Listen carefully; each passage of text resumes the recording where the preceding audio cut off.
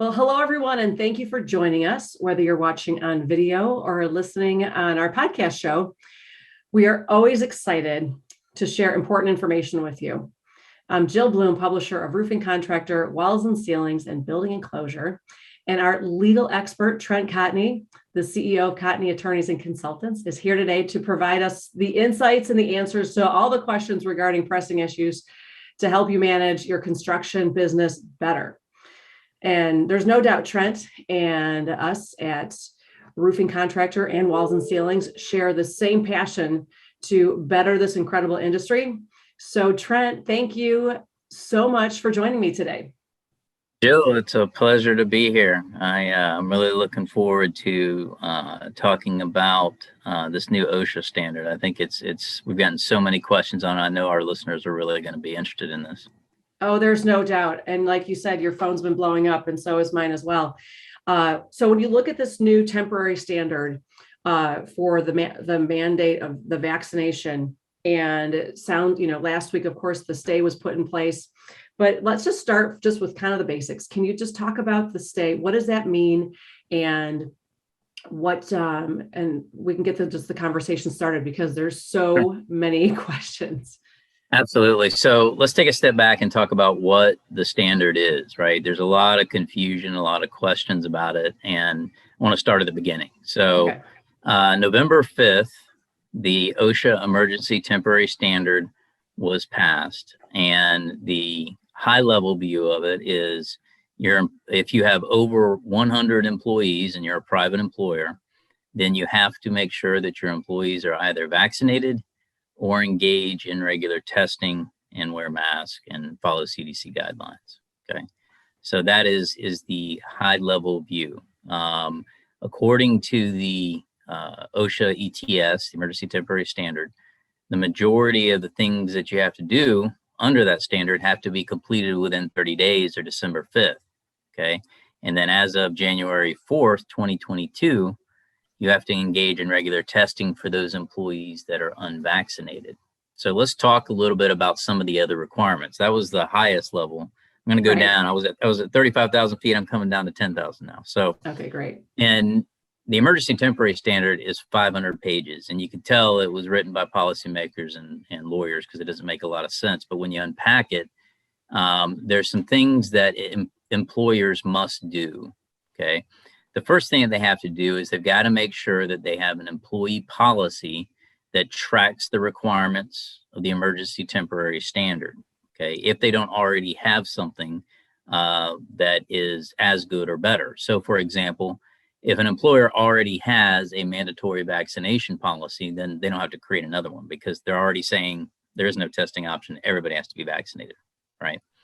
The next thing that they have to do is they have to create a ledger of all the employees, and then they have to mark whether or not they are vaccinated or they are subject to regular testing. This is a separate ledger, okay? In addition to that, OSHA is requiring that the employer maintain proof of vaccination, okay? So it can be an original vaccination document, or it can be a scan or a PDF or something like that, but they have to maintain that. They also have to maintain evidence of testing, and we'll talk a little bit later about what testing means, but they've got to be able to show that, and they must test at least weekly. At least you can test more than that, but at a minimum, you must do weekly. So that ledger, all the documents pertaining to proof of vaccination and testing, those are all considered medical records, which need to be kept separate from employee files. I had somebody ask me recently, well, Trent, I have other medical records. Can't I just include them in that?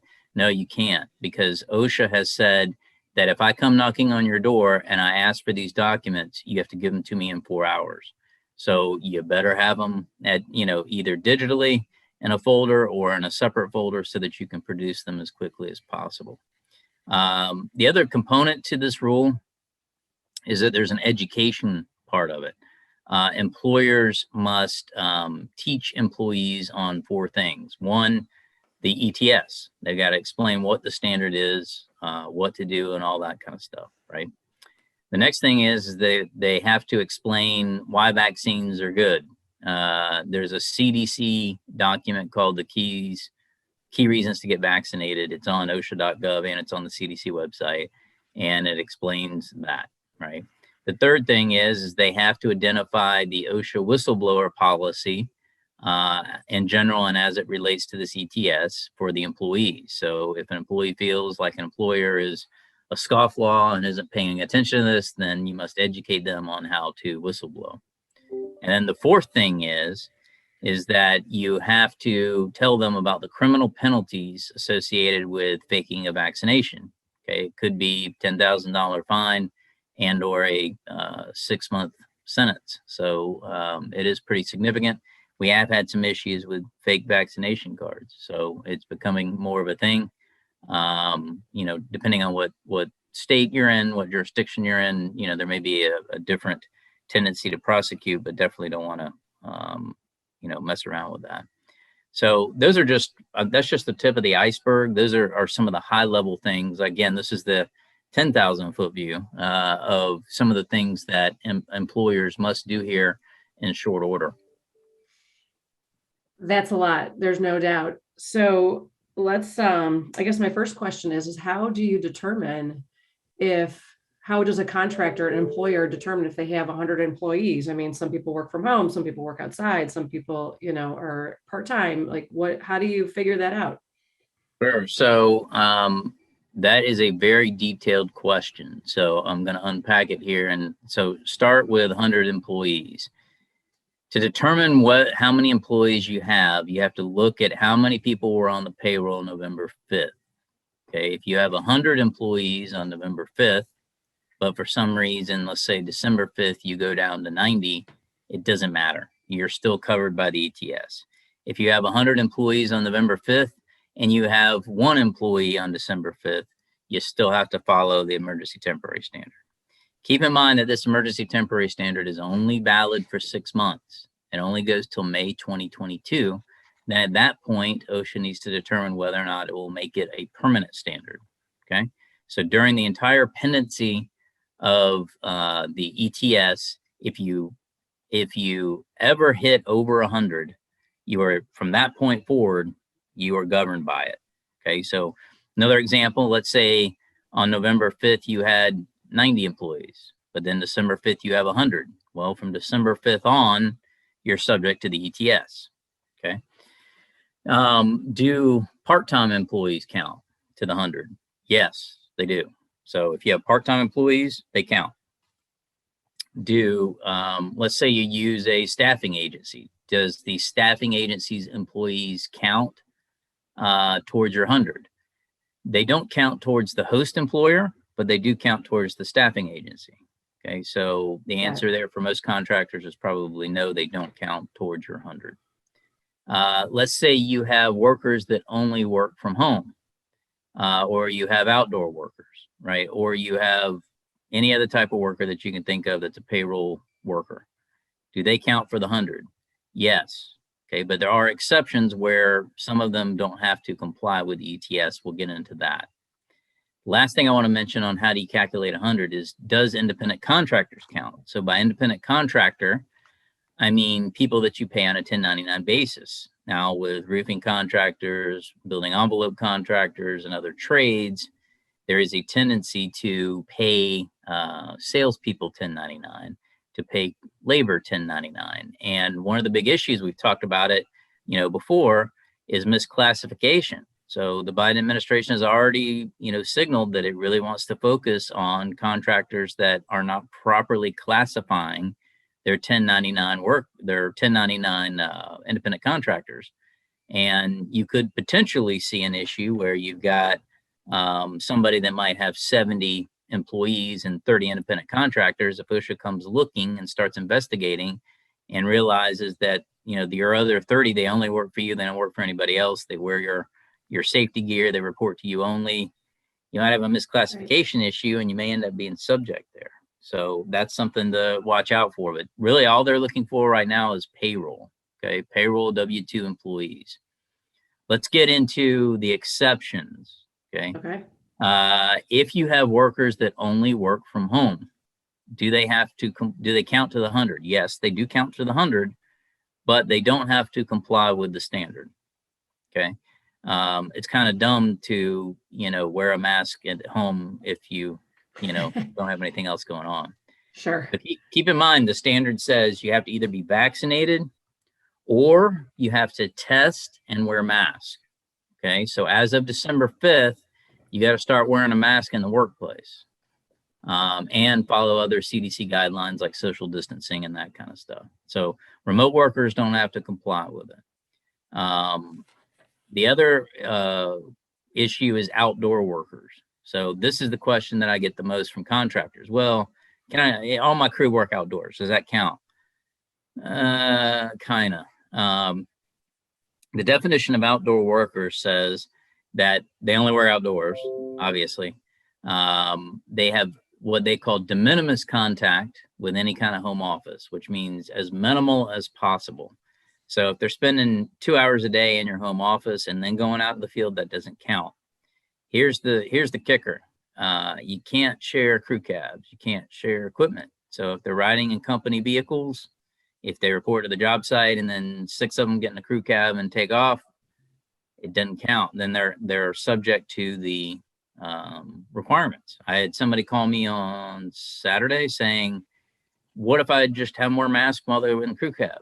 That's great, but that doesn't meet the exception. They're still doing that. So unless there's additional guidance that comes out, in order to be an outdoor worker, you can drive from home directly to the job site. You can drive in separate trucks.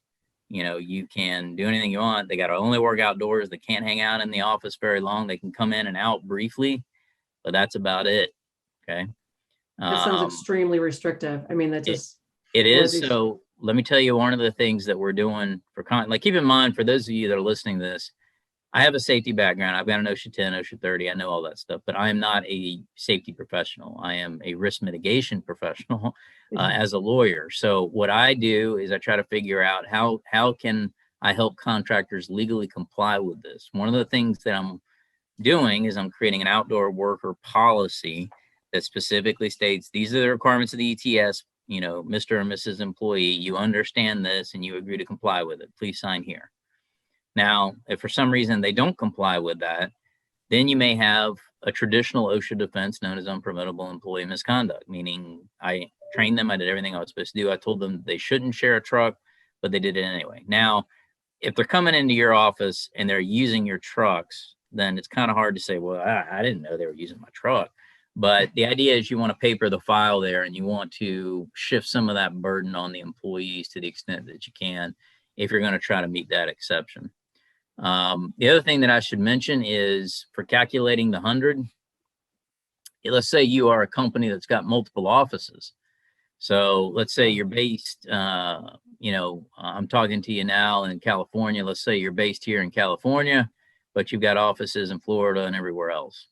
If it's the same corporation, all the offices count towards the 100. Okay. They're looking at single corporation ownership. So right now, there isn't a definition for affiliate, meaning partial ownership in another company. However, if you look towards other things that OSHA has done and other mandates, like the federal contractor mandate, they have defined affiliate and they have wrote that in. So I would expect that if this thing survives legal scrutiny, that at some point, sister companies could be included within whether or not you meet the 100 threshold. Got it. So as long as they're owned by the same company, because we know there's lots of businesses in our industries that fall into that. As for right now, they're just looking for single entity, single corporation, no matter where you're at, do you have 100 employees? So basically November 5th is the main date. This is before, November 5th. That's how they got you. Yeah, right. So before you even knew what you needed to know, you're stuck. You're either stuck or not unstuck, and don't get stuck if you want to stay under 100 employees. Yeah. You gotta. My recommendation is just the admin burden alone is hefty. Having to keep all this, having to engage in it, having to figure it out. It's a lot for employers to have to do. So if you're on the edge of that, Trent, can you actually change your company name? You can. Would that even be worth it to stay away from this if you went from 110 employees down to 90? Yeah, because if you're already at it, you're already in it. So it doesn't matter what you do at this point. You know, Okay. if you have 90, November 5th, and you're still at 90 and you want to hire 10 more, then maybe you think about something. But Right. that's a lot to do in a short amount of time. And Sure. honestly, I don't know if the benefit would outweigh the the cost and the risk associated with it. Right. So, Trent, there's so many states that have already filed lawsuits to hold off these mandates. Um, what do those look like, and how does that mean? Like, I think Florida's one of them. I think Texas was another. Yeah, Um, so tons of lawsuits, right? I mean, the one that right. has gained the most notoriety is the Fifth Circuit Court of Appeals. And for those that don't understand the hierarchy, it's one level below the U.S. Supreme Court. So Okay. it's getting up there pretty high. And that Fifth Circuit covers Texas, Mississippi, and Louisiana. And what happened there is the states and some private entities, a whole bunch of other petitioners got together and said, hey, this standard is unconstitutional. There's a lot of different legal issues with this. It presents an imminent threat, and we deserve to have this temporary stay put in place until the court can figure out whether or not it wants to, create a permanent stay. So the Fifth Circuit looked at it, and one day after it was announced, November 6th, the Fifth Circuit said, "Yeah, we're gonna do that." Last week, OSHA responded, and the petitioners replied to that. And the court again on Friday said, "Yep, there's a lot of issues here. We're putting in a temporary stay." Okay, and unpack some of the legal issues just so that our listeners understand. And let me take a step back. I'm all for safety, right? But I also think I'm also a business owner, and I think there you have to be able. This is not a safety driven. In my opinion, this is driven by the desire to mandate vaccines, not by a grave danger or imminent threat, which was the justification for coming out with an emergency temporary standard. Anytime you come out with an emergency temporary standard, there has to be a grave danger, right?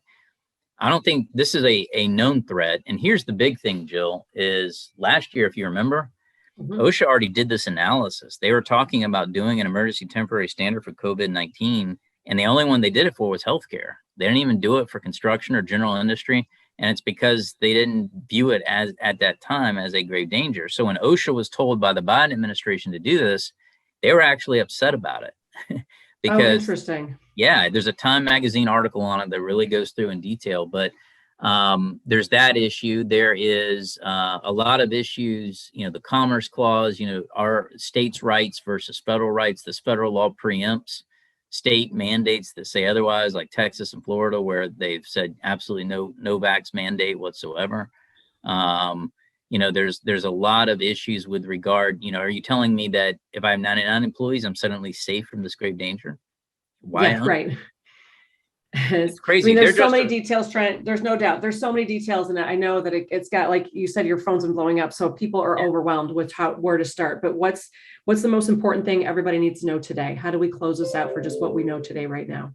Yeah. So two things I mentioned. One, on the testing side, you can use over the counter. Okay, you can use Okay. over the counter, and that's a quick test. It can't be self-administered or self-proctored, so the employer can look over that, or a healthcare professional. But that makes it a little bit easier on you, a little bit quicker. The other thing I would say is if you go to OSHA.gov and you search OSHA ETS COVID-19 FAQ, there is a great fact section that's put together that is very, very detailed, that really goes into a lot of the different questions. Really recommend that. And obviously, we'll keep putting out content as well. It's an ever-changing thing.